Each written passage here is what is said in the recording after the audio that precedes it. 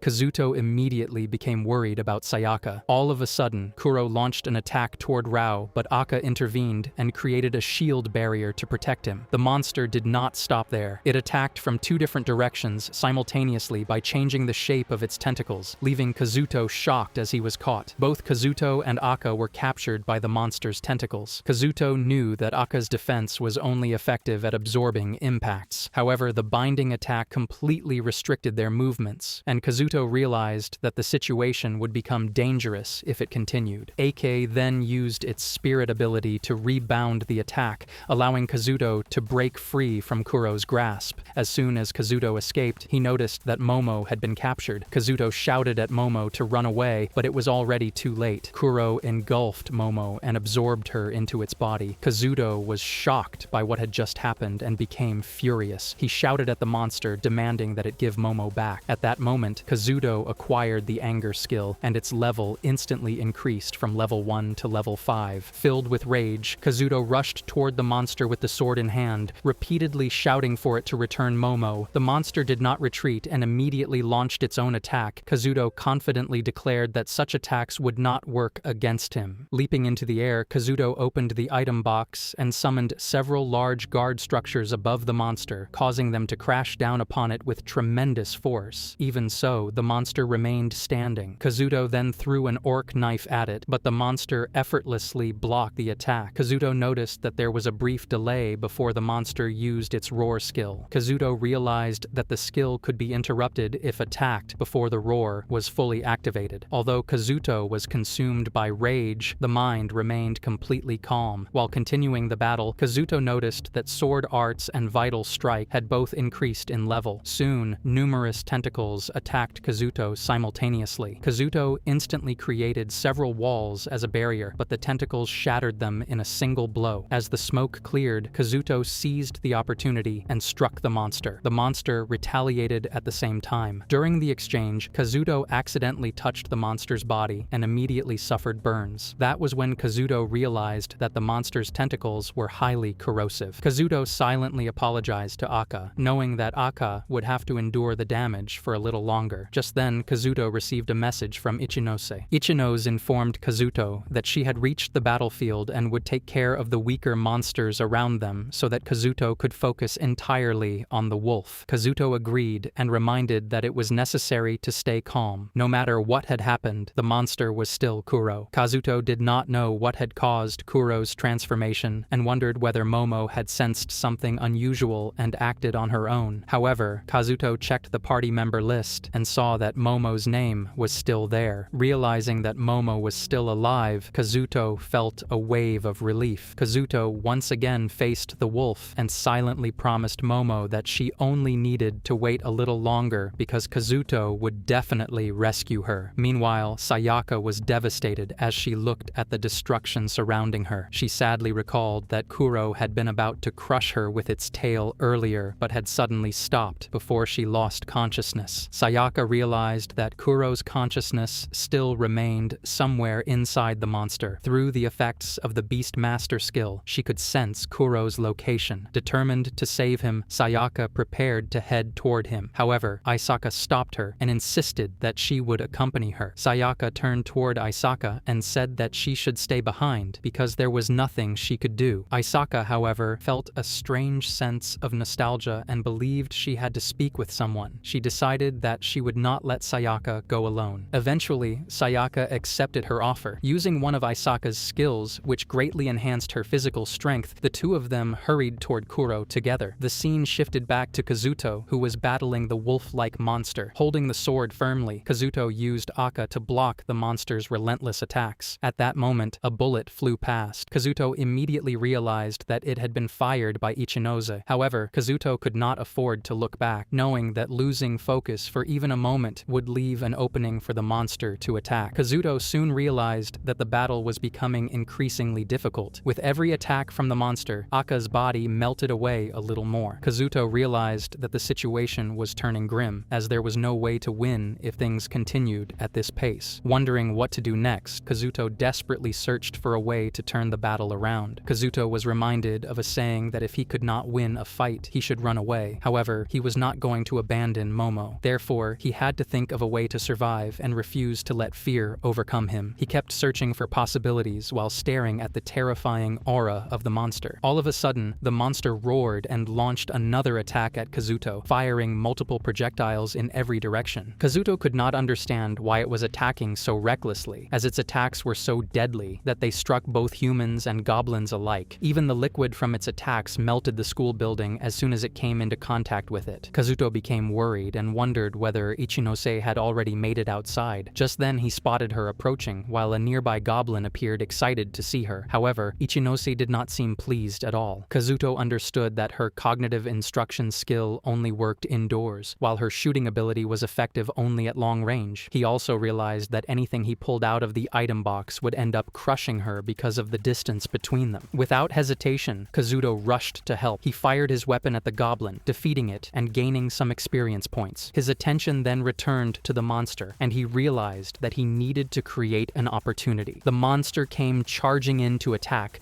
but Kazuto managed to hold it back using his shadow power. However, its fangs dug into his hand, and he knew the situation would become far worse if it continued. Kazuto then allowed Aka to transform into a weapon and used it to slash at the monster. He also realized that he was close enough to launch a mass attack using the item box, but there was a limit to Aka's defensive capabilities as well. At that moment, Sayaka rushed forward and struck the monster. Kazuto was somehow freed from the monster. When he turned around, he was surprised to see that it was Sayaka who had saved him, and he was relieved to know that she was safe. Although Kazuto himself was in terrible condition, he did not tell her about it. Sayaka called out to Kuro, asking him to come back to his senses. All of a sudden, Kuro began moving the monster's head. Kazuto was surprised that Kuro was responding to Sayaka's voice and wondered if he still retained his consciousness. Suddenly, numerous bubbles appeared around the monster. Kazuto wondered if it was about to unleash another rain of that deadly liquid. He realized that something was happening inside Kuro, and both he and Sayaka sensed a presence from within the monster. Kazuto understood that someone was attacking it from the inside and calling Kuro to come back to his senses. He soon realized that the presence belonged to Momo as well. Kazuto understood that Momo hated Kuro a great deal, but when it came to moments like this, Kuro was always quicker than anyone else. Even so, Momo was risking her own life to save him, which showed how worried she truly was for Kuro. Kazuto called out to Sayaka and told her not to worry, adding that they would get both Momo and Kuro out of there. Sayaka agreed, and Kazuto confidently prepared himself to face the dark wolf. Inside the wolf, Momo was walking through a spiritual world. She had used her unique skill to infiltrate its consciousness. She continued moving forward until she finally reached Kuro, who was trapped by terrifying tentacles. Momo tried to bite through the tentacles to free Kuro and repeatedly made sounds, hoping he would at least hear her. However, Kuro gave no response. Even so, Momo continued trying to free him. Outside, Kazuto continued battling the monster, which caused massive destruction throughout the area. He realized that things were working in their favor. The mud seemed to be an ability similar to his own shadow power, and he believed there had to be a limit to how much of it the monster could produce. If he could force the monster to exhaust its power, they would have a chance of winning. Kazuto asked Sayaka to keep calling out to Kuro. She agreed and called for him to return to his normal self. The moment the monster reacted to her voice, Kazuto took advantage of the opening and used the item box according to his plan to crush it. However, the monster managed to stop the attack. At that moment, both Kazuto and Kuro heard Kuro's voice coming from within the monster. Ichinose took aim with her gun. Kazuto became excited and activated the trace skill, thinking that even though it hurt, he could finally move his left hand again. Kazuto apologized to Aka and said that it would be the last time, asking it to endure just a little longer. AK appeared confident. With two swords now in his hands, Kazuto charged toward the monster while calling out to Kuro. He landed several slashes after realizing that the monster was repeating the same movements as before. Kazuto understood that if he wanted to save everyone, he would have to seize this opportunity to kill the monster. He no longer held himself back and closed the distance, warning it not to think that the same trick would work on him again. Just then, Kazuto sensed another presence. It was Isaka, who arrived with a mighty roar. Ichinose was shocked to see Isaka and became overwhelmed with emotion. Isaka commented that it had been a long time since they had last met. Inside the monster, Momo continued trying to free Kuro. Outside, Sayaka kept calling out to Kuro, asking him to come back to his senses. Little by little, Kuro began regaining his consciousness. Outside, it was the long-awaited reunion between Isaka and Ichinose. Ichinose became overwhelmed with emotion upon seeing her, but there was no time to dwell on their reunion, as Kazuto's battle with the monster was still ongoing. Kazuto continued fighting while trying to get close enough to touch the monster's body. As he closed the distance, he called out to Kuro, urging him to remember why he had been fighting so hard. Inside the monster, Momo was constantly attacked to prevent her from freeing Kuro. Nevertheless, she refused to give up and continued trying to rescue him. Meanwhile, Kazuto sensed something within the monster and realized that it was likely the source of Kuro's transformation. He decided to remove it, wondering why Kuro had gone berserk after transforming and why Momo had also been swallowed by the monster. Kazuto recalled that Kuro had been the only one directly attacked by the Dark Wolf during the battle. It had not been an ordinary attack, but one made using a part of the Dark Wolf's own body. He realized that it had been one of the Dark Wolf's fangs. When monsters died, their bodies normally disappeared, leaving only a magic stone behind. However, their skeletons and bones remained even after the magic stone was removed. There were also cases where body parts that had separated before a monster's death remained behind. Kazuto concluded that when Kuro had been struck directly, something had been implanted into him. Kazuto pulled out the fang and commented that he could still sense the Dark Wolf's presence from it. He also felt an overwhelming hatred emanating from the fang. Although it was only a small fragment, it had continued to grow inside Kuro. Sayaka once again called out to Kuro, asking him to return to his senses and not lose himself to something like that. Kuro finally woke up, filling Momo with relief and happiness. However, a terrifying presence still remained behind Kuro, and it had to be destroyed now that Kuro had been freed. Kuro and Momo looked at each other happily, and they also obtained the magic stone. Kazuto was delighted, believing that everything was was finally about to end. At that moment, countless bubbles appeared around him. However, he finally defeated the monster and gained experience points. Kuro's level increased from level 20 to level 22, and the subjugation was officially confirmed. Kazuto smiled with relief, saying that they had finally done it. When he checked his HP, however, he realized that he was on the verge of death. Even so, he was happy because the souvenir skill had been dispelled, allowing him to finally see Kuro and Momo standing before his own eyes once again. He had also obtained the attribute and black orb skills. Although he was worried about the upcoming announcement, he knew that their first priority was to get out of that place. After that, Kazuto carried Ichinose while Sayaka carried Momo, and they all moved away from the area. As the two siblings were talking, they sensed numerous strange presences approaching them. They decided to deal with all of them at once. Kazuto and the others quickly warned them that it was extremely dangerous and told them to turn back because there were many monsters ahead. The two children confidently replied that it would be a piece of cake for them. However, after being warned again, the girl wondered what they should do instead. The boy suggested that they have a race to see who could defeat more monsters. The girl immediately agreed, saying that she wanted to do that as well. As the two children ran ahead, Kazuto and Ichinose looked at each other in confusion, wondering what those two were even thinking. Kazuto understood that even children like them were capable of defeating monsters, but the presences ahead felt incredibly terrifying. He wondered if the two siblings were skill holders, but he decided that their first priority was to escape from the area. Eventually, they reached a building and stopped to rest. Kazuto was relieved that they had all managed to escape safely. However, defeating that monster did not mean there were no other monsters left. He realized that he had come close to death multiple times, and jokingly thought that his luck stat must have dropped to the lowest possible value. Ichinose's recovery potion healed his wounds, but it could not remove his exhaustion. A little later, Momo emerged from Kazuto's shadow. Kazuto immediately hugged her in relief before telling her never to do something like that again. He explained that things would not always work out so perfectly and that someone could have died. He added that she had put everyone in danger by acting entirely on her own. He continued by saying that the most unforgivable part was that Momo had nearly sacrificed her own life. Although he understood that she had chosen to attack the monster from the inside, he begged her not to make him worry so much. He asked how he, Ichinose, and Aka would have been able to bear it if something had happened to her. Ichinose, along with Aka, agreed with everything Kazuto had said. Kazuto once again asked Momo not to do anything so reckless. Momo nodded in agreement and hugged him tightly. Kazuto then looked over at Sayaka, who was sitting beside Kuro. Ichinose wondered whether Kuro needed a recovery potion, but Kazuto felt that Kuro would probably be fine. A moment later, Sayaka noticed that Kuro had finally awakened and let out a loud roar. She reassured him that everything was fine, explaining that nothing was controlling him anymore and that he no longer had to worry.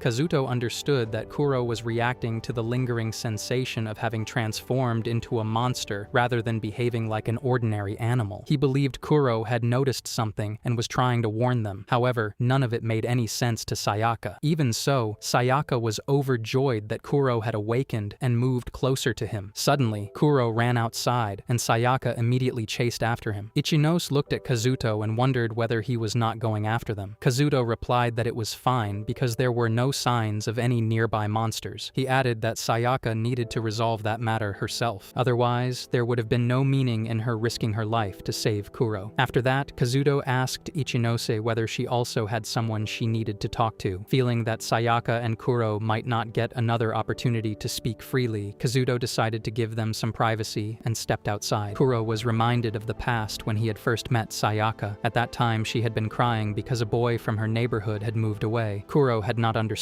what moving away meant, but he understood that one of Sayaka's close friends had left. He also knew how that feeling was because one of his own friends had suddenly disappeared. He had waited for a long time, but no one had ever come to pick him up. He searched everywhere but could not find any of his friends. The loneliness and anxiety had become so overwhelming that it felt as though his heart was being crushed. From that day onward, Kuro decided to become Sayaka's friend and silently vowed that he would protect her no matter what. The scene returned to the present, where Sayaka was was chasing after him. Kuro was filled with regret, believing that he had been the one who had hurt her and made her cry. He remembered being taken over by the dark wolf, causing his body to become a cross between a monster and his original self. He did not know when he might lose his mind again and hurt everyone in the future. Because of that, he believed that he should no longer stay by her side. However, after running for a while and reaching a dead end, Kuro turned around to face her. Sayaka immediately apologized and hugged him, saying that she had only made him suffer and had been unable to help him at all. She admitted that she felt like a failure as his owner. Kuro, however, thought that none of it was true. He believed that he was the one who had been weak and at fault, while neither Sayaka nor Ichinose had done anything wrong. Sayaka continued by saying that she could not change what had happened, but she truly wanted to stay by Kuro's side forever, and that they would always be together. Kuro remembered how helpless he had been. His master had been weak as well, and even after everything he had done, she had continued to treat him like family. He thought that she was a foolish yet precious master. Finally, Kuro decided to remain by her side. He gently licked her face, thinking that instead of pushing her away, he should make her smile even if he ever turned into a monster again. She had given him warmth, and that was why he once again swore that he would protect her and make her smile no matter what. As the night grew deeper, Sayaka eventually fell asleep. Kuro quietly woke up and looked at her. Sayaka noticed him and told him that everything was fine. Even so, Sayaka felt deeply disappointed in herself. She regretted that she had failed to notice anything before Kuro went berserk. Although she was grateful that Kazuto and the others had come to help, she hated herself for being powerless. Sayaka commented that she had never realized how painful being powerless could be. In a world like this, Kazuto shone brighter than anyone else through his strength, determination, actions, expressions, and everything he did. She felt that difference more clearly than ever and thought that she was just a foolish girl. She remembered that Kazuto already had heroines in his story, making her believe that they deserved his help far more than she did. She felt that she did not deserve Kazuto's kindness and hated the fact that she had been unable to help anyone on her own. Although those negative thoughts continued to surround her, Sayaka decided that she would change. She looked at Kuro and asked if they could become stronger together. Kuro happily agreed. At that moment, the required conditions were fulfilled. Sayaka's job evolved into Monster Master, and she acquired several new skills. The first monster contract in Chaos Frontier was officially confirmed. Sayaka also received the contract privilege and acquired the Greed skill. The scene then shifted to the school. A massive throne had already been constructed there. A mysterious girl walked toward it and commented that she knew it had already been taken and that there was nothing she could do about it. Even so, she admitted that it still pained her. She calmly sat upon the throne and thought that the blueprints for the system had already been released. Therefore, she decided that she should simply search for the person who had taken it. She also believed that merely reading the blueprints would have been meaningless. She then activated resonance and began searching. Soon, she sensed the existence of a strange, irregular skill. Now she understood. Looking high into the sky, she smiled and thought that the view was truly beautiful. She concluded that this was only the beginning and that there was no need to rush. The scene shifted to Isaka, who entered Ichinose's room but found that Ichinose was not there. She looked around and realized that Ichinose was hiding using her shadow skill. Isaka greeted her, saying that it had been a long time since they had last met. She reminded Ichinose that they had once been best friends, although that was now a thing of the past. Isaka explained that she had worn glasses and had been much more docile back then, which was why she and Ichinose had gotten along so well. They had spent their elementary and middle school years together before attending the same high school. It was during that time that Isaka had learned about makeup, changed her appearance completely, and became the center of attention in her class. Even though her appearance had changed, and she and Ichinose ended up in different classes, they had remained close friends. Isaka further explained that many people had found their friendship amusing because she was considered to be at the top of the social hierarchy, whereas Ichinose was the complete opposite. She stated that foolish jealousy and inferiority complexes had developed around them without either of them realizing it. By the time she had become aware of what was happening, it had already been too late. She had been bullied without understanding why, and one day Ichinose's contact information had disappeared from her phone. She had not known whether Ichinose had changed her address, and when she had asked others about her, they had also been surprised. Eventually, Isaka had learned that Ichinose had been bullied, had dropped out of school, and had moved away, making it impossible for her to get in touch with her. She admitted that she had lost her closest friend and believed it had all been her fault for failing to notice what Ichinose had been going through. Isaka reflected that ever since then, she had lived with an emptiness, like a black hole in her chest, while hoping that they would someday reunite. She had wanted to spend time with Ichinose again, talk with her, pick out out clothes together and do all the things they used to enjoy. However, she felt that she did not deserve Ichinose's friendship because she had failed to reach out when Ichinose had been suffering so much. Thinking that, she simply clenched her fists. Aisaka noticed Ichinose approaching her and assumed that she was about to be hit. Instead, Ichinose suddenly embraced her tightly, becoming emotional and saying that she was relieved to see that Aisaka was safe. Aisaka apologized, and the two began talking about what had happened at school. Aisaka apologized again for not realizing what Ichinose had been going through, but Ichinose assured her that everything was fine as long as Aisaka was alive. She added that the only thing that mattered was that they had finally reunited and insisted that she should be the one apologizing for disappearing without saying anything. Overcome with emotion, both of them broke down in tears and admitted that they had missed each other terribly and had longed to meet again. The scene then shifted to the two children who had gone to school and were looking at the monster stone dropped by the monster they had defeated. The girl remarked that it had been a piece of cake and observed that everyone seemed to have run away, making the area unusually quiet. Both of them commented that the adults seemed very weak. The girl then suggested that they should find something to eat and wondered what they should do next. She said that Kazuto was a very strong and kind person and wondered whether they should look for him. However, since she was feeling sleepy, she decided that they should first find a place where they could rest. The scene then shifted to a ruined house where Igarashi had taken shelter, believing that she might have managed to escape. She admitted that she had no idea what that black monster had been. She recalled that all of the student council members had been killed and that the monster had attacked her as the last survivor. Fortunately, after it missed its attack, she had found an opportunity to escape. She reflected that she had made many plans, but now she was trapped in that situation. Igarashi also became worried about Sayaka and Kuro, wondering whether they had managed to escape. She believed that they would not be safe if they encountered that black monster. She checked the party member list and was relieved to find that Sayaka's name was still there. She had learned that if a party member died, their name would disappear from the party list. Realizing this, Igarashi concluded that she needed to reunite with Sayaka as soon as possible. She remembered that she had already told them where to meet, but wondered whether they would be able to reach the meeting place safely. Just then, Igarashi noticed a boy and a girl entering the building. She became delighted, believing that she could use her charm skill on them. She resolved that she had to find Sayaka and the others, no matter what it took or who had to be sacrificed. The scene then shifted to Nishino, who was hiding nearby. He felt relieved that he had managed to survive the chaos, but he wondered what he should do next. He questioned whether he should search for Aisaka first or Igarashi. He also reminded himself that he had to protect the student council president. However, he suddenly questioned why he was even thinking like that, as he no longer had the strength to fight. Just then, he noticed two goblins standing in front of him. Before the goblins could attack, they were suddenly struck down. Nishino was surprised to see that two boys had defeated them. One of the boys praised Shibata, saying that he was really impressive. Shibata remarked that it had been amazing but questioned why they were using a log as a weapon. Nishino recognized Shibata and rushed toward him, overjoyed to see that he was safe. A few other students also arrived and expressed their relief at finally reuniting with their friends. Shibata thanked the old man, saying that he was truly glad they had all made it. Nishino felt that the old man was someone he could trust and suggested that they should find a place where everyone could rest. Shibata agreed, and the old man greeted Nishino, introducing himself as Goshogawara and explaining that he worked at a nearby lumber mill. Nishino was impressed by how effectively Goshogawara was able to wield the log. The scene then shifted to Kazuto, who was still standing on the rooftop. He wondered whether he should allow Aisaka to join their party. Kazuto already knew that Ichinose would not object, and he felt that she would support whatever decision he made. He also wondered whether Sayaka would join the party or choose to search for her lost friends instead. Kazuto reflected that he had never had to worry about such matters before. He had always believed that thinking only about himself was much easier and that living alone was more convenient. He recalled that it had been the same when he had worked at the company. He had simply done whatever he wanted and had barely had any close friends. Although a few annoying underclassmen had often tried to talk to him, he had always brushed them off casually. He reflected that being popular had actually been exhausting and stressful. However, after the monsters had appeared, everything had changed. Ichinose had saved his life, and with the help of Momo and Aka, he had managed to survive. For the first time, he truly understood both the comfort of being alone and the importance of having friends. His thoughts were in complete disarray, but he concluded that perhaps it was acceptable to live a little more freely in a world like this. The next day, Kazuto woke up and found Ichinose and Aisaka sitting together while holding hands. Ichinose was even holding a weapon, which which surprised Kazuto, as she had adapted to the new world remarkably quickly. Momo also woke up, and Kazuto greeted her, feeling comforted by her adorable presence. He then thanked Akka for keeping watch throughout the night, and gently patted Akka's bouncy body. Seeing this, Momo became jealous and angrily approached him, prompting Kazuto to pat her as well. Afterward, Kazuto checked his status and wondered whether his Job skill had improved. He discovered that he had used many of his skills during the battle with Kuro, resulting in a significant increase in his stats. Until then, he had only been able to barely control his item box, but now he could manipulate the shadows cast by weapons and large household appliances, a development that he believed would be extremely useful. His attention then turned to the black orb he had obtained. He realized that it was not a magic stone, because Momo had refused to eat it, so he decided that he should examine it more carefully as soon as possible. Just then, Kazuto sensed someone's presence outside. When he went to investigate, he found Sayaka and Kuro standing there. Sayaka hesitated and appeared gloomy, and Kazuto immediately understood that she felt indebted to him. He knew that the monster had been responsible for everything that had happened at the school, and realized that Sayaka was burdened with guilt over the incident. Although Sayaka was about to say something, Kazuto interrupted her by asking her to come inside and have something to eat first. Sayaka and Kuro happily accepted the invitation. However, when Kuro approached Momo, Momo refused to act friendly toward him. Everyone ate first and found the food to be delicious. Sayaka remarked that it had been a long time since she had last had milk, while Kuro also thoroughly enjoyed the meal. Kazuto asked who wanted a second helping, and all three of them immediately agreed. Kazuto realized that they had already seen his abilities during the battle, so there was no longer any need to hide his item box. He casually took more food out of it in front of everyone. After finishing the meal, Sayaka thanked him, saying that it had been truly delicious. Kazuto wondered if Sayaka had calmed down a little. Isaka commented that it was rather late for introductions and wondered who Kazuto actually was. Kazuto agreed that it was indeed a little late for that, and everyone began introducing themselves and talking about everything that had happened. After hearing their story, Isaka realized that Kazuto and Ichinose must have gone through many hardships together. Ichinose explained that she had been able to endure everything because Kazuto had been by her side. Isaka teasingly commented on that, trying to embarrass Ichinose, but neither Ichinose nor Kazuto understood what she meant. Kazuto then asked what Sayaka and Isaka planned to do next. He knew that Sayaka would probably want to reunite with Nishino. Although Kazuto had no desire to get involved with Igarashi, Sayaka was still part of that group. Isaka explained that although she was worried about everyone, she had no way of contacting them because she had forgotten the place where they were supposed to meet. As she was speaking, Ichinose looked saddened. Isaka gently comforted her and assured her that she was not blaming her for anything. Ichinose then suggested that Kazuto use his communication method. Kazuto proposed that they use the skill called Mail. Isaka was surprised and wondered if Kazuto possessed such a skill. Kazuto opened the Mail skill and found Sayaka's name already listed among the available contacts. Isaka noticed that Nishino's name was not on her list, while Kazuto confirmed that Nishino's name appeared on his. Ichinose guessed that perhaps only the people Kazuto had met after obtaining the Mail skill were registered in the contact list. Isaka realized that she would not be able to contact Nishino herself and became frustrated. Ichinose wondered why they did not simply send him a message. Sayaka and Kuro quietly watched the conversation while sitting nearby. When Sayaka checked her own Mail skill, she discovered that Nishino's name was on her contact list. Isaka immediately asked Sayaka to send Nishino a message first. Kazuto explained that they needed to confirm whether Nishino and the others were safe and hoped that they would receive a reply. He also spent 1 SP to send a message, asking where everyone was and suggesting that they choose a meeting place. Sayaka decided to send the same message to Chairman Igarashi as well. Kazuto wondered whether Sayaka knew about Igarashi's skills and made a mental note to check them later. Isaka then asked what Kazuto and the others were planning to do next. Kazuto replied that they would head to the city mall for the time being because he wanted to find a skill that would help him become stronger. He also believed that many survivors would likely gather there. He then asked whether Isaka intended to come with them. Ichinose immediately replied that Isaka would be fine and urged Kazuto to trust her. Kazuto found it surprising that Ichinose, who normally avoided interacting with people, was being so insistent. Nevertheless, he agreed and suggested that they get moving. Kazuto then began speaking toward the shadows, leaving Isaka confused about whom he was talking to. Kazuto explained that he had a friend whom he had not yet introduced to her and asked her not to be startled. He then summoned Akka and Momo from the shadows, astonishing Isaka, who wondered where they had suddenly come from. Kazuto introduced them as his precious companions. friends. Isaka was amazed that Kazuto's friends were so extraordinary, and even Ichino's agreed. Isaka reached out and gently touched Aka. Aka responded by moving one of its fingers, and Isaka remarked that it was incredibly soft and adorable. Kazuto smiled and silently appreciated Aka's bouncy body. Suddenly, Ichinose moved closer to both Aka and Kazuto, making Kazuto feel slightly intimidated. Afterward, everyone decided to head toward the city mall while waiting for a reply from Nishino. Deep down, Kazuto still did not want to become involved with too many people, but he realized that he could no longer avoid it. Ichinose commented that the city mall would probably be crowded with survivors and quietly wished herself good luck. Kazuto told everyone that it was time to leave. Just then, Ichinose suddenly sensed that something was wrong. Momo immediately started running ahead, and Kazuto also detected the presence of a monster. He instructed everyone to remain where they were while he went to investigate first. Kazuto walked to a window to check whether monsters were nearby. However, the presence he sensed felt strangely different from any monster he had encountered before. As he looked outside, he was shocked and confused to find nothing but a tree and destroyed cars directly in front of the building. Kazuto noticed a very small mouse, and wondering whether it was a monster as well. No matter how he looked at it, it appeared to be an ordinary giant rat. However, the presence it emitted felt more like that of a monster, and it seemed to be approaching Momo. Ichinose called out to Kazuto and asked what it was. Kazuto apologized and explained that it was not a monster, but simply an unusually large rat. He added that there was a possibility it had grown larger because it had been starving and had consumed magic stones. Sayaka and Ichinose were surprised by the explanation, while Isaka wondered what magic stones were supposed to be. Kazuto explained that magic stones were items dropped by monsters and that consuming them strengthened the body. Isaka was astonished, admitting that she had never known such a thing existed. Kazuto understood why she had been unaware, explaining that he himself would never have known about them if it had not been for his item box, Momo, and AKA. Kazuto then stepped outside with Momo and instructed her to attack the giant rat. However, the rat moved with incredible speed, dodged Momo's attack, and immediately fled. Kazuto did not fully understand what had happened, but he reassured Momo that she did not need to worry since no one had been injured. He concluded that the rat was probably not very skilled in combat because it had chosen to run away instead of fighting. He also reflected that the survival instincts of wild animals were far superior to those of humans. With no monsters nearby, Isaka, Ichinose, and Sayaka finally relaxed. Kazuto, however, knew that enhanced animals could become a serious problem. There were countless stray cats and dogs throughout the city, and the thought of all of them consuming magic stones made him shudder. He realized that they would have to recover as many dropped magic stones as possible before wild animals could consume them. Thinking about all of this left Kazuto overwhelmed, and he found himself wishing that he possessed an appraisal skill. The scene then shifted to Shibata and Nishino, who had taken shelter inside a house. They were relieved to find that some food had been left behind. Nishino commented that Shibata had truly been the one who had saved him. Just then, Nishino realized that he had received a message. As a screen appeared before him, he looked around in confusion, causing Shibata to ask what had happened. Nishino discovered that the mail skill had become available, and that he had one unread message from Sayaka. He was surprised that the message had come from her, and after reading that Isaka was safe, he felt greatly relieved. However, when Nishino attempted to reply, he discovered that he did not have enough SP to send a message, leaving him unable to respond. Suddenly, the entire supermarket began shaking. Everyone wondered whether it was an earthquake and immediately rushed outside. At that moment, a gigantic ant burst out of the ground. As one of the boys tried to flee, he noticed several more giant ants emerging. He stumbled and fell, and one of the ants moved in to attack him. Fortunately, Goshogawara stepped in and rescued him, allowing everyone to escape safely. Shibata wondered whether the creature was a monster, but one of the boys denied it, insisting that there was no such thing as an ant that enormous. Nishino recognized them as killer ants and realized that his current level was far too low to fight them. He immediately activated his order skill and commanded the ants to stop. Nishino understood that the success rate of the skill depended entirely on the difference between his own level and the level of the targets. Even so, the command managed to stop the ants for a brief moment, creating the perfect opportunity for everyone to escape. Shibata asked why Nishino was not fighting back. Nishino replied that it was impossible because he could only restrain 3 of the ants at once. He added that if Isaka had been there, the situation might have been different. He then urged everyone to flee while the ants were still confused by his skill. The scene then shifted back to Kazuto. Before leaving, he suggested that everyone should check each other's jobs and skills. He explained that even if the arrangement was only temporary, it would make moving around together much easier. Asaka hesitated at first, but eventually revealed that she had chosen the berserker job. She explained that the stronger the opponent she faced, the stronger she became during battle. Kazuto was pleased to hear that, and listened as she continued explaining several of her abilities. However, she deliberately chose not to mention her genocide skill. Asaka then turned to Ichinose and asked whether she had become a sniper, believing that it suited her perfectly. Ichinose denied it, and upon hearing that, Asaka looked disappointed. She jokingly remarked that it was all her own fault for guessing wrong. Ichinose tried to console everyone by asking them not to feel discouraged, as it was not all over yet. Kazuto grew curious about what they had been talking about and thought that it was time for him to step in. However, he suddenly heard Asaka expressing her surprise that Ichinose had reached level 24. Kazuto thought that it was fine, as Asaka still had the advantage when it came to physical abilities. Sayaka was at level 14 and had initially chosen the Beastmaster job. However, after she had made up with Blackie following a quarrel, her job had changed to Monster Master. Kazuto was surprised to learn that the job had also been available for him to choose, as he believed it must have been a specialized version of Beastmaster. However, Momo and the others had strongly opposed his choosing that job. Sayaka further explained her skills and added that she had received a unique skill called Insatiable. Kazuto hurried over to her and asked whether it was really true. Sayaka confirmed that it was. She explained that after she had made up with Kuro, an announcement had appeared stating something about the first contract, after which she had received the unique skill. Kazuto understood what had happened. He recalled that his own early development skill had been linked to the first subjugation. He concluded that, in this world, the first person to accomplish a particular feat received a unique skill. Kazuto then asked whether she knew how to use the skill. Sayaka admitted that she did not. She explained that normally, the method of using a skill would simply appear in her mind, but that had not happened this time. Kazuto said that early development had worked the same way for him. He added that she would have to experiment with the skill and assured her that they would help her figure it out. Sayaka happily thanked Kazuto, after which Asaka asked him about his own skills. Kazuto explained his skills, and everyone was surprised to discover that he possessed so many remarkable abilities. Finally, Kazuto suggested that they should do their best together for the time being. He also explained that Asaka and Sayaka would not be joining the party because doing so would require them to leave their existing party. After discussing their next course of action, they decided to head to the city hall so that their friends could learn that they were still alive. Sometime later, Ichinose became extremely displeased, and Asaka tried to calm her down by reminding her of what she had said earlier. Asaka looked at her and wondered whether Ichinose was about to throw up. Kazuto knew that Ichinose was simply suffering from the consequences of her continuous stubbornness, which had always been one of her most prominent traits. He walked over to her as Ichinose apologized, saying that she would definitely accept a piggyback ride the next time. Kazuto agreed, and they finally helped Ichinose sit down on a chair. He wondered whether this was also an effect of being a shut-in, as he had never noticed anything like this while carrying her or taking her on his motorcycle before. He thought that there might be some kind of penalty affecting her. Since Kazuto could not sense any monsters in the area, he suggested that they take a short break while he searched for a suitable building. Sayaka offered to help Kazuto search for the building. They left Momo and Kuro behind and asked them to rest until they returned. After Kazuto and Sayaka left, Asaka asked Ichinose whether she would be willing to work together with Nishino and the other members once they reunited. Ichinose did not answer immediately. Instead, she reminded Asaka that both she and Kazuto specialized in fighting alone rather than as part of a group. She also pointed out that unlike Rishika, other people might not accept Momo and Kuro. More importantly, both she and Kazuto were poor at dealing with the unique dynamics of group environments. She explained that people often behaved very differently once they became part of a larger group. If someone possessed exceptional skills or strength, the group would inevitably expect that person to use those abilities for everyone else's benefit. Kazuto had also been worried about the same issue. Asaka understood and guessed that Ichinose simply did not want to work together with them. Ichinose denied that, saying it was not like that. Asaka replied that it was fine because she personally wanted to join Kazuto. She added that she wanted to protect Ichinose. Meanwhile, Kazuto and Sayaka were outside. Kazuto stretched his body and wondered what Ichinose and Asaka were discussing. Sayaka asked whether he was worried about them and guessed that Asaka was probably inviting Ichinose to join her party. Kazuto admitted that she was probably right. However, he thought that he would respect whatever decision Ichinose made, even if it meant that their their party would be dissolved. Still, he could not deny that he would feel a little lonely if that happened. A moment later, Kazuto looked at Sayaka and wondered whether she had sensed something as well. Sayaka looked back at him and asked what had happened. Kazuto replied that it was nothing, but he had the strange feeling that a dangerous presence was nearby, even though he could not sense any monsters in the area. Sayaka suddenly felt a chilling sense of danger and admitted that she had the same feeling. Kazuto realized that it was not merely his imagination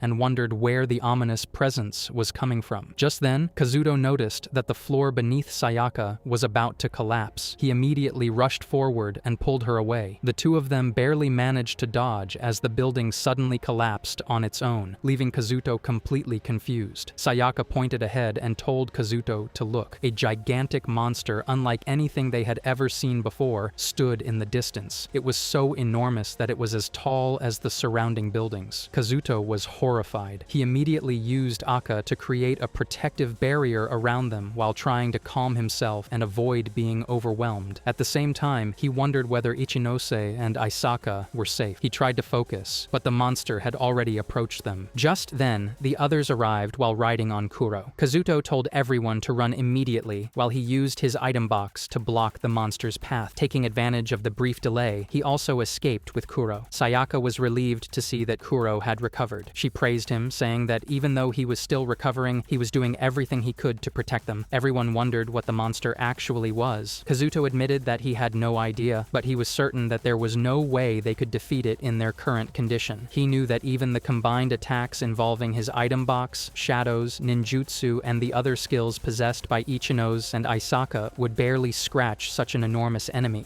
Besides that, all of them were still exhausted from the previous day's battle. Ichinose suddenly pointed ahead and wondered what the monster was doing. Kazuto was shocked to see that the monster had ripped an entire building from the ground. He immediately realized that it was planning to throw the building at them. Kazuto ordered Kuro to jump to the right. Kuro instantly obeyed, and they narrowly avoided the massive projectile. Kazuto could hardly believe what he had just witnessed. He thought that the situation had become completely absurd and wondered what the monster would throw next. The situation was terrifying because if the monster continued throwing buildings, it could easily destroy the entire area and wipe them all out. Then Kazuto noticed something even more horrifying. Instead of throwing the remaining debris, the monster began eating the smaller pieces of the collapsed building. Among the rubble, Kazuto could see people desperately crying out for help. Before they could escape, the monster crushed and devoured them. The gruesome sight filled Kazuto with disgust. He could not tolerate watching innocent people being eaten alive, and the horrifying scene made him feel sick. At that moment, Kazuto's stress resistance reached level 10. As a result, he acquired the skill Mental Fortitude, and stress resistance, fear resistance, and mental fortitude merged into a single superior skill. The others called out to him. Kazuto told everyone not to look back anymore, saying that this was their only chance to escape. Without wasting another second, they all rushed forward together. Meanwhile, Nishino and the others were being chased by a swarm of giant ants. Nishino glanced back and noticed that the number of ants kept increasing drastically. However, they were not attacking any more than necessary and instead prevented the group from escaping. He wondered if the ants were intentionally waiting for the humans to become exhausted before finishing them off. Despite being monsters, they were surprisingly intelligent, which made them even more troublesome. Nishino realized that if they did not come up with a solution soon, they would all die. Just then, they heard a man calling out to them, telling them to come over. Nishino looked toward the man and wondered who he was, but he knew that it was not the time to think about such things. Everyone hurried inside the house and finally felt a sense of relief. Inside, they noticed several men carrying guns. As soon as the ants appeared, the men immediately opened fire. The ants were defeated almost instantly, leaving Nishino curious about the weapons they were using. One of the men explained that the weapon was called the Magnum Blaster, a bazooka-type insecticide that was primarily designed to eliminate flies and horseflies. However, they had discovered that it was also highly effective against giant ants. The man added that he always carried one whenever he went outside. Nishino was confused by the explanation. The man then ordered the others to attack, saying that the ants' movements had slowed and that they should eliminate them all. The people rushed outside and finished off the remaining ants. When the surviving ants witnessed the slaughter, they immediately retreated. Only then did Nishino and the others finally relax. Nishino asked the man who he was. The man introduced himself as Fujita and explained that he worked at the city hall. However, Fujita said that it was not safe to continue talking there and asked everyone to follow him instead. Before leaving, he ordered his men to collect the monster stones. Shibata told Nishino that Fujita and his group had saved all of them. Nishino agreed and thought that since they were unfamiliar with the area, they should follow Fujita's instructions for the time being. Meanwhile, Kazuto and the others continued running until they finally reached a beach. Kazuto thought that they had traveled far enough and that they should be safe for the moment. Everyone stopped to rest, while Aisaka still looked worried about Ichinose. Kazuto thanked Momo for keeping everyone safe with his shadow ability during their escape. Aisaka suddenly pointed toward the ocean and told everyone to look, saying that something was floating in the water. Kazuto realized that they were slimes and considered them to be incredibly lucky. He instructed Momo to retrieve them. Momo extended his shadow into the sea and brought the slimes back. Aisaka was surprised by how useful Momo's ability was and wondered what Kazuto planned to do with the slimes after catching them. Kazuto replied that he would simply let Aka eat them. Aka immediately began devouring and absorbing the slimes. Aisaka watched in surprise as Aka grew slightly larger after absorbing them. Kazuto noticed that there were even more slimes floating nearby. Momo continued bringing them over, while Aka kept consuming them. After some time, Kazuto noticed that Aka had gained 2 levels. His attention then shifted to the stone pillars scattered nearby. He thought that this would be a good opportunity to store them in his item box, since there were so many of them. They could be useful for powerful physical attacks later, although he doubted they would have much effect against the golem they had encountered earlier. To defeat an opponent of that enormous size, he knew he would need an entirely different method of attack, something like bombs or missiles. He could not help but think that if he had an ability like the protagonists in light novels, life would be much more convenient. Just then, a voice suddenly responded by asking whether that was really what he thought. Kazuto answered that it certainly was, and wondered whether the speaker knew how many times he had nearly died in just 6 days. The moment he finished speaking, Kazuto suddenly realized that he had been talking to someone. He looked around in confusion and wondered who the voice had belonged to. However, he could not sense anything unusual, and eventually concluded that it had probably just been his imagination. He then told everyone that it was time to get moving again. Far away, an unknown woman quietly watched Kazuto and remarked that she had finally found him. Kazuto and the others traveled until they reached a building that resembled a castle from the Sengoku period. Ichinose remarked that it was far more impressive than the school base. Sayaka felt that there were probably going to be a lot of people inside and admitted that she hated crowded places. Everyone prepared to enter without attracting any attention. Kazuto then asked Ichinose to hand her gun to Momo so that he could hide it inside his shadows. Aisaka was surprised to see the gun disappear into the shadows. Kazuto explained that it was not as convenient as a fully upgraded item box, but Momo was capable of storing small items within his shadows. He then handed a leash to Sayaka and asked her to use it on Momo. He explained that it would be better if they hid the fact that Momo and Kuro could use skills, and making them look like ordinary dogs would help avoid suspicion. Sayaka became excited and remarked that they could even take them out for walks like that. Kuro looked delighted. Kazuto then showed a collar to Momo and told him that it would only be for a short while, asking him to wear it for the time being. However, Momo clearly did not want to wear it. Kazuto felt guilty and explained that Momo hated collars and leashes because he had been astray before. Ichinose also became emotional, saying that it was the first time she had ever seen Momo looking so sad. They both encouraged Momo to steal his heart, saying that they had no other choice. Eventually, they managed to put the collar on Momo. Aisaka, Sayaka, and Kuro watched the entire scene. Their objective was to gather information and reunite with Sayaka's friends. Unlike the situation at their school, they had now prepared countermeasures against brainwashing skills. Because of that, they decided to enter through the front entrance. As they approached the entrance, they noticed a man who turned out to be Fujita. Fujita asked whether they were looking for shelter. He explained that the place had been flooded with visitors that day. He welcomed everyone inside and praised them for making it all the way there. He remarked that he had heard they had nearly lost their lives several times along the way. He admitted that it must have been an incredibly difficult journey, but assured them that everything would be fine now. Just then, a girl called out, saying that she had not expected Fujita to be there as well. When everyone turned around, they saw a young woman. Kazuto immediately recognized her voice from several days earlier. The girl introduced herself as Shimizu. She recognized Kazuto as well, and happily remarked that she was glad to see he was safe. Ichinose glared at Shimizu and angrily wondered whether she was a friend of Kazuto's. Aisaka quickly tried to calm Ichinose down. Fujita jokingly asked whether Kazuto was Shimizu's boyfriend and teased the two of them. Shimizu immediately denied it, explaining that Kazuto was only her co-worker and nothing more. more. Fujita laughed and asked her not to get so angry with him because she looked frightening when she did. Rather than continuing the conversation at the entrance, he suggested that everyone head inside to talk. They were led to the reception office. Fujita noticed how obedient the two dogs were. Kazuto replied that they had both been trained properly. Fujita then formally introduced himself as the city hall manager. Kazuto explained everything that had happened to them, and thanks to his negotiation skill, the discussion proceeded very smoothly. After listening to their story, Fujita assured them that they could rest easy now that they were there, adding that their safety was guaranteed. Kazuto wondered what he meant by that. Fujita explained that monsters would never attack the city hall because it was a safe zone. Kazuto did not understand at first. Fujita further explained that monsters simply could not enter the area because the safe zone had already been established. Kazuto found it difficult to believe. He wondered whether it functioned like the save points in video games, and guessed that creating a safe zone might itself be a special skill. Shimizu reassured Kazuto and the others that no monsters could enter, so they could finally relax. Kazuto was about to ask her another question when a man entered the room and remarked that everyone had finally returned. As Kazuto looked at the man, he felt certain that he had seen him somewhere before. Fujita got up and expressed his appreciation for Mayor Wasugi's work. He also remarked that everyone should at least recognize the face of the town's mayor. Mayor Wasugi introduced himself and welcomed them to the city hall. Saw guessed that was why he had recognized the man, as he was the mayor. The mayor also knew Sayaka, which surprised her. She wondered how the mayor knew about her. Wasugi replied that he and her grandfather had been friends in the past. He explained that he used to train at the dojo during his free time, but Sayaka would usually skip practice, and he guessed she had gone off somewhere to play. Sayaka felt embarrassed when he further added that her grandfather and Toka would frequently go out together to look for her. Kazuto understood that Sayaka would often sneak out of the dojo to come and play at his house. Wasugi nodded in understanding and said that he remembered Toka well. He recalled hearing from the students that she had been expelled from school, and she had been very upset at the time. However, it appeared that she had truly been doing her best. Sayaka mentioned that without Toka, the school would have been in an even worse state. Kazuto was curious to learn that the student council member was Sayaka's childhood friend. Sayaka further explained that they had been separated for a long time, but Toka was currently alive. Fujita was surprised and wondered whether what Sayaka was saying was true. Sayaka confirmed that it was, adding that they would probably be able to meet Toka the next day or the day after. Fujita finally relaxed, while Sawada wondered why he had been so worried about the student council president. Fujita then asked the mayor why he was there. The mayor replied that it was obvious because he had some free time. He explained that if he did nothing but sit quietly in his office, his body would surely deteriorate. Fujita wondered about that free time and remarked that if something were to happen there, the situation would only become worse for all of them. Wasugi replied that he had only been walking around the building and was trying to show his appreciation to the hardworking staff. He told them to keep up the good work. Finally, Wasugi walked out of the room, commenting that he had personally seen how energetic everyone was and that he was going to express his appreciation to the others as well. He also informed them that the break room was empty, so they were free to use it and get some rest. After saying that, he closed the door behind him and left. Fujita then suggested that they should call it a day, mentioning that Mayor Wasugi had given them permission to leave and get some rest. Meanwhile, Ichinose was not feeling well and decided to go and rest for a while. Shimizu walked alongside Kazuto and told him that there were others from their company, so he should go and talk to them during the break. Kazuto agreed, although he did not seem particularly enthusiastic about it. He thought that it was not as though he was especially interested in meeting them, but he also felt that it was a little too late to feel that way. Just then, someone grabbed Kazuto's hand and called him senpai. Shimizu told the girl, Nijo, that she had arrived at just the right time. Nijo greeted Kazuto and immediately blushed. She shyly asked how he had been. Meanwhile, Ichinose, along with Aisaka and Sayaka, watched the entire interaction. Nijo became emotional and said that she had just returned from her exploration mission. She explained that the moment she sensed Kazuto's presence, she had rushed over to check on him. Kazuto remembered that Nijo was his junior at the company and wondered if she possessed the same type of perception skill as he did. Nijo commented that she was truly happy to see him safe. Overwhelmed with excitement, she bombarded him with questions, asking how he had been. She also mentioned that she was in charge of cooking and would help him with anything he needed. Kazuto was taken aback and gently tried to calm her down. He told her that he knew she had a lot she wanted to talk about, but they could save it for later since they had all just returned and were exhausted. After that, Kazuto looked toward the girls, and Nijo asked if they were his party members. Kazuto thought that they probably were, as everyone there except him was a girl. Suddenly, Ichinose loudly declared that she was a member of Kazuto's party and introduced herself. Nijo wondered what had suddenly happened and remarked that they had abruptly interrupted someone else's conversation. She added that it was common courtesy to make eye contact while talking to someone, yet Ichinose was not even looking at her. Aisaka apologized on Ichinose's behalf, explaining that Ichinose had social anxiety. However, she pointed out that the one who had actually interrupted someone else's conversation was Nijo, as she had suddenly grabbed Kazuto's arm and started talking non-stop. Aisaka further wondered how that fit the definition of common courtesy. Sayaka agreed with Aisaka's point. Nijo looked confused and wondered what they were talking about. Shimizu then clapped her hands to get everyone's attention and said that was enough. She pointed toward the break room and told Kazuto to go and take a rest. She also instructed Nijo to submit her report on the exploration mission and ordered her to stay quiet for a while before coming along. With that, Shimizu dragged Nijo away. After they left, Kazuto looked at his party members and told them that if they had something to say, they should just say it. Ichinose cleared her throat and admitted that she had been a little disappointed. She even said that she had considered leaving the party. Kazuto replied that he was not a mind reader, so she should not make such a decision without hearing him out first. However, Ichinose continued to scold Kazuto over everything that had happened. Kazuto repeatedly explained that it was all a misunderstanding and insisted that he would never give Momo away, no matter how many times someone asked for her. After a while, Kazuto added that Ichinose had gotten him out of a difficult situation earlier because he was not good at dealing with someone like Nijo. Ichinose remarked that she could not believe people like that actually existed, people who could not read the atmosphere and simply said whatever came to their minds. Kazuto was completely surprised by Ichinose's sudden change in attitude. He then told Ichinose that she and Sayaka were among the most important people to him, and that Momo was included as well. Finally, Kazuto admitted that he could only speak for himself, but his emotions had remained strangely cold even after being reunited with Chief and Mizu. He wondered whether it was because he did not truly care about them, or if it was the effect of one of his skills. After that, Kazuto went to the break room and found that Nishino was already there. Nishino immediately got up and hugged Aisaka, saying that he was relieved to see that she was completely fine. Aisaka remarked that it seemed Nishino had been doing well too, adding that they had both been very worried about each other. Sayaka interrupted to apologize to Aisaka and asked who those people were and whether she knew them. She added that she knew Kazuto, but she did not know the others. Aisaka could not understand why Ichinose looked so confused as well. Nishino then asked Ichinose whether she knew who he was. Finally, Aisaka introduced Ichinose to Nishino. Kazuto then told Nishino that they had not talked much before, so he guessed that Nishino would not remember them. He introduced himself as one of Nishino's party members. After everyone introduced themselves, Nishino understood the situation, and they exchanged information to get a better idea of each other's condition. They then began wondering what they should do next. Just then, they noticed the lights flickering before suddenly turning on. Kazuto immediately found it strange. The electricity appeared to be coming from small, battery-powered devices, yet it should have been practically impossible for the building to have power. At that moment, Fujita's voice echoed throughout the building. He asked whether everyone could hear him and remarked that they were probably surprised by the sudden return of electricity. He added that there was an explanation for it and requested that anyone who was able to move should gather in the cafeteria. Once everyone had assembled, Fujita first apologized for calling them together so suddenly. Kazuto did not mind after realizing what the gathering was about. Fujita explained that it was all thanks to one of Mayor Uesugi's skills. Uesugi then stepped forward, while Fujita explained that the skill was called Build Town. She described its effects, leaving everyone astonished. Some people wondered that if monsters could not enter, why there was any need for such facilities. Shimizu replied that visible defensive installations were important for people who could not fight. She explained that seeing barricades and other defenses helped everyone feel more at ease. Aisaka wondered if that was why there were barricades at the entrance. Kazuto was amazed by such an incredible skill and wondered whether Uesugi had obtained it because he was the mayor. Since Kazuto already knew the reason behind the safe stone, he decided that he needed to quickly find the original owner of the skill, who was capable of using the assessment skill. Until then, he planned to rely on observation while carefully listening to everything around him. Finally, Uesugi stepped forward and thanked everyone for gathering. However, Kazuto was not getting any reaction from the skill he had been searching for. Uesugi continued by saying that they had successfully restored electricity, calling it a significant step forward for everyone. He added that he hoped they would continue fighting together and that he was counting on all of them. Everyone cheered for Uesugi. While observing the mayor closely, Kazuto noticed that something seemed slightly off about him. He wondered whether the mayor was hiding something. Kazuto quietly called Ichinose over. Then, he activated his perception jamming skill and disappeared from everyone's sight. The scene then shifted to the mayor's office after the gathering. Uesugi sat in his office smoking while wondering what they should do next. Just then, Fujita knocked on the door and entered. He expressed his appreciation to Uesugi but was surprised to see that the mayor still had not quit smoking. Uesugi replied that there was still time for him to enjoy himself. Fujita then asked why the mayor had not told everyone about the next level up quest. He remarked that he knew the mayor would not have forgotten about something so important. Mayor Uesugi agreed and commented that Fujita's intuition was as sharp as ever. He then said that Fujita should not regret learning the truth before showing him the quest details. After reading the quest, Fujita immediately understood why the mayor had been so hesitant to reveal it. The Build Town skill did not consume SP. Instead, it required specific quests to be completed in order to level up. To reach level 2, they needed 10 magic stones and 10 residents. To reach level 3, they needed 50 magic stones and 50 residents. The quest also required expanding the town's territory. The mayor explained that the guardian golem mentioned in the quest was the rock titan that Shimizu's team had previously reported. Fujita agreed, saying that it was the same golem that had ripped apart buildings and hurled them around. He further added that the queen ant mentioned in the quest had to be the boss of the ants they had been fighting. Mayor Uesugi admitted that he could not pinpoint their exact locations, but he was certain that both monsters were somewhere within the surrounding area. Fujita wondered how the mayor could be so certain. In response, Uesugi showed him the map displayed on the screen. He explained that after obtaining the domain, a new area called the Subjugation Zone had appeared on the map. The map displayed the locations of the target monsters, indicating where they needed to go to hunt them down. Fujita stared at the information in disbelief and remarked that everything was becoming more and more like a game. He added that they had barely managed to establish the town as a safe zone, and he would not be surprised if the new quest discouraged some of the people. After thinking it over, Fujita decided that the following morning he would inform only those who were capable of fighting. He then told the mayor to get some rest, reminding him that they had a great deal of work to do the next day. Meanwhile, Kazuto and Ichinose had been hiding outside the office, secretly listening to the entire conversation. After hearing everything, Kazuto realized that defeating the Rock Titan within the next 3 days would be practically impossible. Ichinose wondered what would happen if they failed to complete the quest. Kazuto replied that, judging from how the world had been operating so far, the consequences would probably be the worst possible outcome, such as losing the Build Town skill altogether. He concluded that they would simply have to come up with a solution somehow. All of a sudden, Kazuto noticed that his vision suddenly went black. He had no idea where he was. A voice echoed through his mind, greeting him. It remarked that Kazuto's level was so low that he could not even see the speaker, adding that it was quite troublesome. Before Kazuto could make sense of what was happening, he was transported to a very strange place where numerous clerks were busily working. Moments later, a young woman walked toward him. As she came closer, Kazuto was finally able to see her clearly. She welcomed him to the Chaos Central Server processor of the early development. Kazuto was completely confused by what she had said, as he had no idea what early development was. The young woman apologized for bringing him there so abruptly, but stated that she would get straight to the point because the matter was urgent. She explained that an urgent quest had been generated, and that within the next 72 hours, he had to subjugate both the Queen Ant and the Guardian Golem. She further added that there would be no limit on the number of people participating in the quest, and that, as part of the reward, Kazuto would earn the right to ask the Chaos Frontier Central Server one question. Kazuto was unable to understand what the girl was talking about, or even what the Chaos Frontier was. However, he somehow felt that he had heard those words before, and they reminded him of the time when he had hit the wolf while driving. Even so, he knew nothing about the Central Server or how the girl knew about his early development. The girl explained that she would tell him everything. She stated that the Chaos Frontier was the place from which all those announcements had been issued. Kazuto then found himself in a strange state that affected only his consciousness. He was unable to comprehend what was happening. The girl snapped her fingers, causing a mirror to appear, through which Kazuto could see himself and Ichinose standing beside Uesugi, listening to the conversation. She explained that what he was seeing was the real world, and that once they finished talking, his consciousness would immediately return to the exact place and moment from which it had been taken. Kazuto asked who she was. The girl replied that she was unable to answer that question. She explained that the reason she had summoned him was to assign him the aforementioned quest. She then snapped her fingers again and stated that she would be taking back the item that Kazuto was carrying. Kazuto did not understand what had happened. After a moment of silence, he looked at the girl, who told him to do his best to accomplish the quest. She assured him that if he succeeded, she would answer all of his questions. Kazuto asked her to wait, explaining that he could not make head or tail of what she was talking about. The girl wondered whether Kazuto still did not understand, and remarked that it was troublesome because he was very slow to grasp the situation. After saying that, she used her power, causing Kazuto to begin disappearing from that place. He was completely confused as he felt himself being erased. After a while, Kazuto found himself in another place and wondered what it was. The girl asked whether he understood now. She explained that if he failed to accomplish the quest, both he and his friends would end up just like them. She further stated that he had never been given the option to refuse, and that the only thing he could do was complete the quest she had assigned to him. She then clarified that by taking it back, she had been referring to the scroll. As she showed him the scroll, Kazuto wondered whether it was the same parchment he had obtained from the treasure chest in the ruins. The girl then referred to Kazuto as the professor of the early development and expressed her hope that they would meet again. All of a sudden, Kazuto was transported back beside Ichinose. He was so panicked that Ichinose immediately asked whether something was wrong. Kazuto looked around and realized that he was back inside City Hall. He wondered whether only his consciousness had actually been transported to that mysterious place. More importantly, he checked the quest screen. Upon seeing the quest still listed there, Kazuto realized that it had not been a dream. Ichinose wondered what was going on with him. Kazuto apologized to her and explained everything that had happened. Although Ichinose found the story difficult to believe, Kazuto admitted that he did not want to believe it either. However, the new quest had appeared in his status window, and the parchment had disappeared from his item box. Ichinose wondered how they were supposed to accomplish such a quest. She also remarked that the whole Chaos Frontier Central Server situation felt like a major plot twist from a game. Kazuto agreed, commenting that it truly was a plot twist that had been forced upon them. Ichinose then asked whether Kazuto intended to tell the others about it. Kazuto decided that they should inform everyone, thinking that they might be able to help them accomplish the quest. Kazuto spoke with Sayaka and Isaka, and both of them were shocked to learn that he had received a quest to kill the golem. They initially thought that Kazuto was joking, but he denied it, and explained that the same quest had been assigned to everyone in City Hall. Sayaka suggested that they should discuss the matter with Nishino. Isaka agreed, saying that Nishino was the smartest among them and would surely be able to help. Kazuto hesitated. Until then, both he and Ichinose had deliberately minimized their involvement with other people. They had avoided forming human connections and relying on teamwork. However, it now seemed that those very things would become major factors in overcoming the current situation. Kazuto then went to meet everyone and approached Nishino. Nishino wondered what urgent matter Kazuto wanted to discuss. Kazuto told him everything that had happened. Nishino was also surprised and wondered whether it was really true. However, judging from the fact that Kazuto had revealed all of this to him, Nishino accepted that it was true. He then asked whether Kazuto wanted to team up with everyone. Kazuto agreed. Nishino then remarked that Kazuto did not seem like the type of person who would team up with strangers. Based on Kazuto's actions so far, along with the stealth-type skills he possessed, Nishino thought it was unusual that someone whose abilities were clearly specialized for solo activities would now want to cooperate with others. Kazuto realized that Nishino had perceived his true nature with remarkable accuracy. Even now, Kazuto did not actually want to get involved with other people. Finally, he explained that the issue was not limited to him alone, as Ichinose had also been assigned the same quest. Nishino was surprised. Kazuto added that the same quest had appeared on Ichinose's quest board, and it had most likely appeared for Momo and Kuro as well. Isaka looked toward Ichinose. After a brief silence, Nishino stated that the quest had nothing to do with them, as they had only just met. He wondered whether Kazuto was trying to drag them into a life-threatening battle merely for his own convenience. Isaka asked Nishino not to speak like that. However, Nishino continued, saying that if Kazuto truly wanted their help, he should explain how accepting his proposal would benefit them. Kazuto understood that Nishino had raised a point that was difficult for him to answer. He also explained that if they managed to kill even a single monster, everyone would receive the rewards. Finally, Kazuto asked Nishino to hold out his hand. Ichinose immediately understood what Kazuto was about to do. Kazuto took out some food and drinks and placed them in Nishino's hands. He explained that he possessed the item box skill, which allowed him to store food without it spoiling, and he offered to share those food supplies with everyone. everyone. Nishino was genuinely surprised and wondered whether the drink was a nutritional drink. Kazuto admitted that his proposal was indeed partly for his own convenience. However, he explained that all they needed to do was escape from that place together, and he had expected Nishino to refuse. To Kazuto's surprise, Nishino replied that he did not know how much help he would be able to provide, but he would cooperate. Kazuto was taken aback by the response. The two of them smiled and shook hands. Overjoyed, Aisaka rushed over and hugged Nishino, saying that she knew he would agree. Nishino asked her to stop because he was struggling to breathe. Ichinose was also happy that Nishino had agreed to help. By the next day, everyone had gathered in the cafeteria and was looking over the variety of food available. Uesugi entered and greeted everyone, mentioning that since everyone was already present, he would be holding a 20-minute meeting. He instructed the members of teams 1 through 5 to come to the conference room. Someone asked Fujita what the meeting was about, but Fujita admitted that he was unable to explain. Uesugi further explained that every morning and evening, the exploration teams held meetings to review their plans and discuss the results of their expeditions. Kazuto then asked whether they could participate as well. Uesugi agreed, saying that if Kazuto was that motivated, he would be more than happy to have them join. As Kazuto started moving, Aisaka asked Nishino whether they would help as well. Nishino replied that there were many things he wanted to learn, including everything Kazuto had told them the previous day. He also added that he owed Fujita a debt for saving him. Unlike at school, Nishino was not reluctant to help the people there. After hearing that, Kazuto recalled that Nishino had once been brainwashed by the student council president, yet he now seemed completely fine. Kazuto wondered whether Nishino had somehow acquired a resistance-type skill. However, they still had not received any response from the student council president. Even if she did appear, Kazuto was certain that it would only lead to more trouble. He also understood that human relationships did not always work out the way he wanted them to.